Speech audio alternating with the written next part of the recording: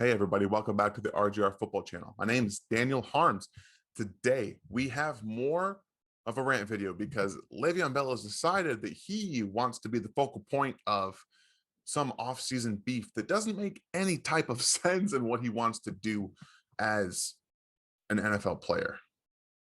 So, without any further ado, let's talk about Le'Veon Bell and the stupid stuff that he's done to get his career in an even worse position than it was before this month. And let's just go back to the beginning, to Mike Tomlin. Mike Tomlin should be absolutely, I don't even know what to say about that man. He had both Le'Veon Bell and Antonio Brown in the same building, kept the lid on both of them for the majority of the time that he was the head coach, and while they were there, he got the most out of them. Antonio Brown is probably going to go down as a Hall of Fame player. Le'Veon Bell would have, had he been able to produce outside of Pittsburgh longer than he did. But running backs have that type of, they get run down so fast. He was used so much in Pittsburgh that he just kind of wore down over time. So not likely going to get that recognition. But Mike Tomlin was able to do some incredible things at Pittsburgh at that offense with these two crazy people on his team. We know that, Antonio Brown was dealing with some not necessarily domestic issues, but sexual assault allegations and just the things that he said and done. The only person that wants him on his team for some reason is Tom Brady, and he's tried to make him a thing, like for whatever reason. The targets were essentially divvied out evenly amongst Mike Evans, Chris Godwin, and Antonio Brown when he came over. Like, he wants to make him a thing so badly now. And he just has this weird affection for the man. And he's a lunatic, crazy. Fought his way out of Pittsburgh, fought his way out of Las Vegas. And now he went to the Patriots, got himself cut from there because of what was going on. Now he's with Tampa Bay and Tom Brady. The only person that wants him is Tom Brady. I'll never understand it, but I'm kind of losing focus of the Le'Veon Bell stuff here. I cannot believe in June of 2021, while you haven't had one team, at least that I've seen, show interest in you, you haven't had a workout invite, you haven't had even the slightest sniff around you from other teams after what you did in Kansas City this last year in terms of not looking very good on the football field. And you have the absolute nerve to say not only that Andy Reid said something bad about you, whatever, I don't care about that. If Andy Reid said something about a player that comes over in any way, shape, or form, a veteran for one year, guess what? You probably deserved it. And two, like, how can you possibly think that at this time is the absolute best time to come out and say this stuff about Andy Reid and how you'll never play for him again and you'd rather retire first? First of all, I don't think the Chiefs have any interest in you playing for them again, because guess what? You weren't very good. You aren't very good. And I think we're seeing right now, you probably think you're worth way more than you actually are. And I think that that's evident by the fact that you haven't had teams interested in you. And the only way that you might even end up on a team this year is if an injury happens somewhere along the lines to a starter, where you'd come in and be the backup to the backup who would eventually take the starting job. And then you come out and attack one of the most beloved, successful, and genuinely good people in the NFL, and Andy Reid. Yeah, he's got some family stuff, but that's not his fault. None of that's his fault. Like, at the end of the day, you decided as your own person, Le'Veon Bell decided that it was a good idea in June of 2021, after all this offseason already, to come out and say stuff about Andy Reid. Guess what? The league is probably going to make sure that last part of your statement's true, and you're going to retire before you play ever again, even for anybody. I don't think anyone has any interest in signing him. I don't think that he provides anything for any team at this point in time in his career. He didn't look very good on the field. He's not looking too good on the outside of the field now. And we can see that this personality doesn't vibe with a lot of people. Before he came to Kansas City, he was hanging out with Chris Jones in the offseason, that kind of thing. I'd be willing to bet that doesn't happen going forward. And if it does, Chris isn't going to be posting it to his Instagram, because there's some things that he needs to work out with himself to realize what's going on, why teams don't want to sign him, why he himself thinks he's worth more than he actually is. If he can figure that out, he might be able to extend his career a little bit. But until that happens, I don't think he's going to play on the down in the NFL, much less be on a team. Like, this is ridiculous. Andy Reid, I personally can't wait. I can't wait to see Andy Reid get in front of the microphone. I think it's today. I'm not sure if they're going to be doing a press conference today or tomorrow, but sometime this week, because minicamp has now started.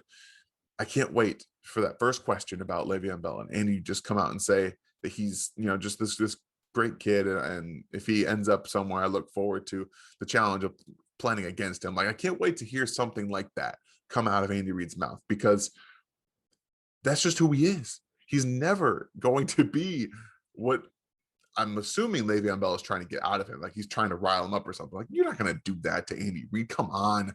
This is ridiculous. Like, I couldn't believe that this happened, but maybe he's just trying to get himself talked about, because that's what's been going on. He's been talked about multiple areas across, the talking networks and things like that, but it's mostly been negative to him. So if he's getting this negative attention, teams are going to see that negative attention too, and they know who he is. They know what he does, and not very much at this point in his career. And they now know that he's willing to say things without being clear, mind you, about coaches and about Andy Reid specifically. And the fact that Tyrann Mathieu came out and said basically that he just wants to blame someone else for his ineffectiveness is almost 100% accurate, because that's exactly what he's doing. He's blaming Andy Reid because he wasn't playing him enough. He's not very good. He trusts Darrell Williams, and when Clyde came back from his injury, he trusted him way more than Le'Veon Bell, and he should, because he's a better running back. He's younger, and he's going out there to prove himself. He's not going out there to try and make a payday. He's trying to prove himself to the NFL. Le'Veon Bell thinks he is like what he is. But since he left Pittsburgh, he's been nothing. So it's just kind of how it is. And I genuinely hope that he realizes that what he did is wrong. I know that he apologized. He doesn't regret what he said, but he apologized for making it public. Like, what? At that point, you don't care. You should have just not said anything else. Like, just say what you said and move on. But now here we are. We're still talking about it. He's still been tweeting about Andy Reid and about this whole situation. So it really shows you who was right in this whole Chiefs Le'Veon Bell relationship. Like, who was the actual problem? It was you. It was you. That's what it was. So with all that said, we're going to get to another thing that really kind of grinds my gears. And I know it does for a lot of Chiefs fans too, because we all watched the Browns versus the Chiefs last year. Chad Henne took over for Patrick Mahomes.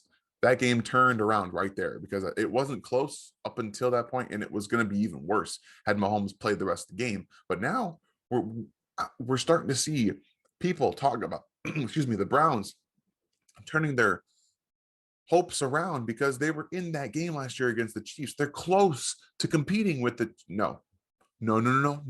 Just stop. Watch the game again and watch it up until Mahomes gets hurt, and then tell me what happens afterwards. I know that a lot of the word momentum is a word some people don't really believe in, because it doesn't exist in real games, but it clearly does. You can see it change within games. It does. It changes. Things happen. People get hurt. Interceptions change tides, things like that. They all happen. They all change things. The way things are perceived, the way things happen. When Mahomes got hurt, the momentum changed in that game. The way that the Browns were carrying themselves offensively, the way that the Chiefs offense was carrying themselves, the way the Chiefs defense was carrying themselves, it all kind of took on a different shape.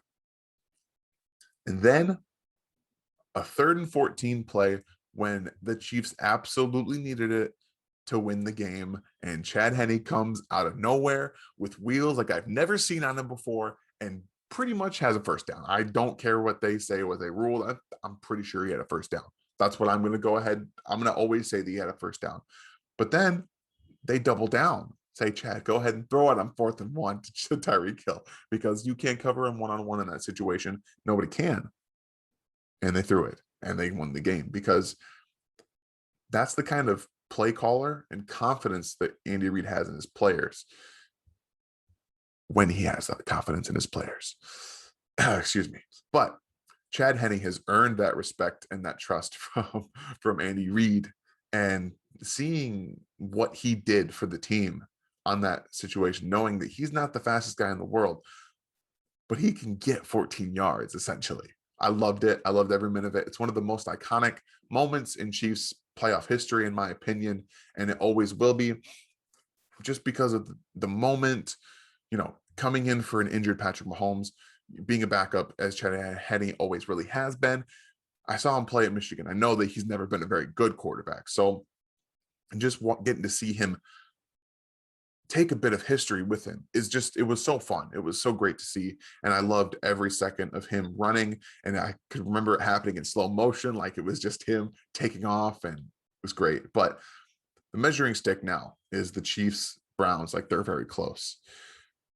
I'm going to say one thing about the Browns in a positive light. Their offense is spectacularly run by Kevin Stefanski. Their offensive line is superior. They have the best two-headed duo of running backs in the NFL. The great offense. Baker runs it well. I think he's getting better as a quarterback. But when the chips are down, and at times when they can't run the football as effectively as they'd like to, and you're starting to lose hope in the way the offense is moving, he is not a quarterback in the NFL that can take a game over with his arm and win it. He hasn't been able to do that. Yes, they steamrolled the Pittsburgh Steelers, who were reeling down the stretch there. They were reeling. Like, that's just what happened. They didn't have an identity. They couldn't run the football. Everybody and their mother knew that they were going to throw it on just about every down. Their defense just didn't have. They were getting injured. It was a bad look. And the Browns steamrolled them in the playoffs, like they should. They struggled against their backups in week 17, which is kind of funny, but then they steamrolled them in the playoffs. But Baker is not a guy who can go toe-to-toe with a Patrick Mahomes and beat him in the NFL. I know that he did in college, but again, it's not like Mahomes lost. Like, he threw for over like 600 yards in that game, I think. Like, come on. We're talking about ridiculously good college quarterbacks. Baker was a very good college quarterback. Mahomes was a very good college quarterback. Wins and losses dictated who actually, got drafted at 1 or later.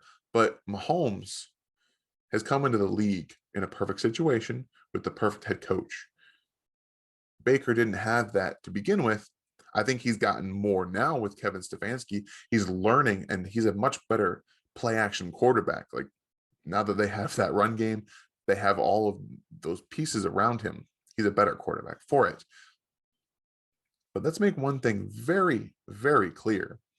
Much like the Tennessee Titans, that defense is still very much a question mark. Yeah, they added Jadeveon Clowney to Myles Garrett. Clowney's been one of the biggest disappointments as a number 1 pick ever. He's not produced. He's an excellent run defender, but in terms of even getting pressures, he has not been very good. And I don't know why. He's the physical phenom. Here's the thing I'll say about Jadeveon Clowney. When the best thing you've ever done is played on a reel, like just on a loop, and from college, there's something going on there. And we all know the play where he wasn't touched on a 4th down, and he hits the Michigan running back, causing a fumble, overturning, basically what was a bad call to giving the ball back to the South Carolina offense. Like, that's the best thing he's ever done, and it's the only thing he gets recognition for. He's not a very good NFL player. I think that he's a good run defender. Like, that's fine. He sets the edge well. He identifies the ball well. But other than that, he's not been very good in any other regard. Just, he hasn't. And that defense needs actual playmakers. Myles Garrett is in a league of his own. Like, he's an excellent excellent player, and he's ascending still. He still has to learn the game. Like, he knows what he's doing, and he's getting better at it. But there's a lot of question marks in the secondary specifically. But I do believe that they've added some tools to that, to be able to help them. Like, I do believe that's going to happen. But you have to wonder why people really think that the Browns are just there. It's because of that one game against the Chiefs where they came down to the fourth quarter and a Chad Henne run. Chad Henne, people kind of forget that it was Chad Henne playing quarterback, especially Browns people, and apparently people on ESPN, because they were talking about how the Browns were so close to the Chiefs now. Baby steps, guys. Stefanski's done a great job with that offense. They have a great offensive line and a great run game. They need more from Baker and the defense to really take that next step. Until then, they're just the Browns. And I'm not going to be afraid of seeing them in the playoffs. I don't think that I'm even remotely intimidated by them by playing week one. Andy Reid's like the greatest week one head coach of all time.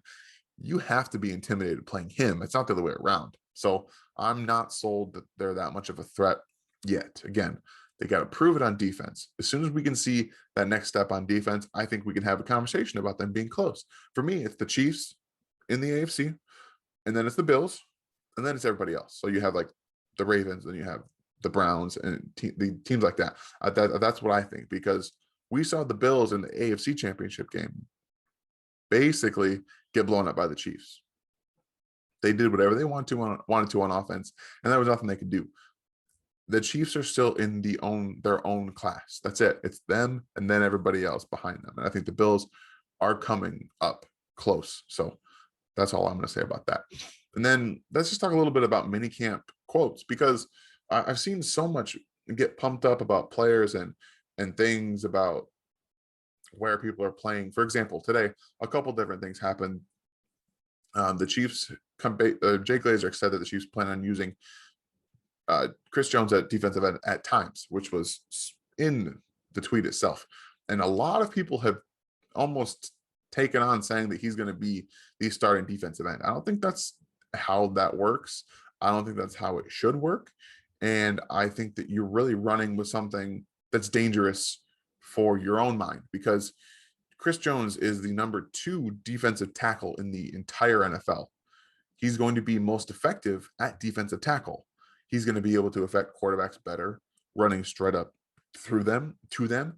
And obviously, I think playing defensive end can have some positive impact on him by staying in your defensive run lanes. For example, setting the edge is kind of an important thing for defensive end to be able to do, and staying in that run lane and not moving one way or the other, because that sometimes, Chris does get anxious. He gets eager. He moves one way or the other. He gets upfield too quickly at times. Whatever. I don't care so much about that. But, I think he's going to be playing defensive tackle the majority of the time, and he'll kick out to defensive end at times. And really what I think this comes down to is where he's playing on the defensive line in and of itself. He's going to play all over. He's going to play a little bit of one. He's going to play a little bit of 2 tech, 3 tech, 5, 4 tech. Like, he's going to play all over the defensive line, but the majority of his snaps will come from that 3 tech position, because that's where he's the best. That's where he gets the majority of his pressures from, and that's where he will be the most impactful. So let's not read too much into him playing defensive end right now, because 1, it's camp. 2, we're going to really see how the Chiefs value him. If he's playing more on the end, that means they have, 1, faith in the players on the inside that have gotten better.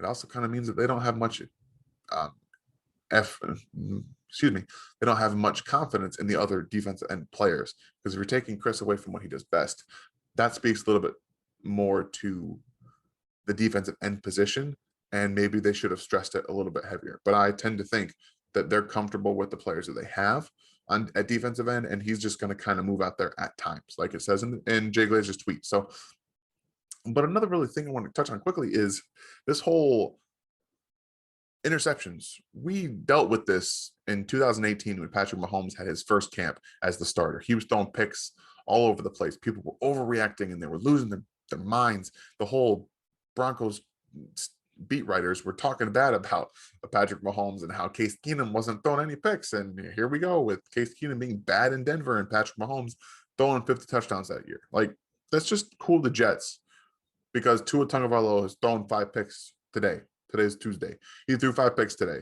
I don't care. Like, not that only don't care, I think it's good for him. And the only reason I'll say that I think it's good for him, with a caveat, is that I think that depending on what you're working on in this specific camp during that specific time, it's good to throw interceptions. I think that you learn more by doing something bad. For example, like throwing an interception in camp against a good secondary, against a good defense, like the Dolphins possess. They have a very good defense.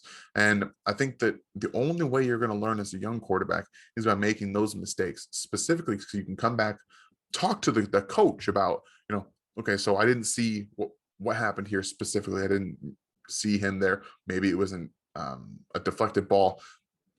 Maybe he was trying to fit in a tight window. So he talks to his coach about how he can make that throw more efficient, make it a little bit better, read it a little bit better, maybe throw with more anticipation. It's all about learning the ins and outs of this specific throw, the timing. You get timing down by doing the same thing over and over and over again. That's why we see the Chiefs offense why it's so good with their timing routes, because they do it over and over and over again, because you're going to get a ton of interceptions thrown on that kind of stuff.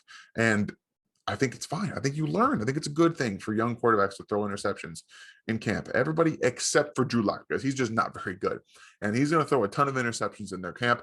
People are going to be like, don't worry about it. It's just camp. But for Drew Lock, it means that Teddy Bridgewater is going to be the quarterback in Denver. So that's just all I wanted to say. We kind of have to take a lot of these mini camp quotes and training camp quotes, maybe not so much training camp, but mini camp and OTA quotes with a little bit of a grain of salt.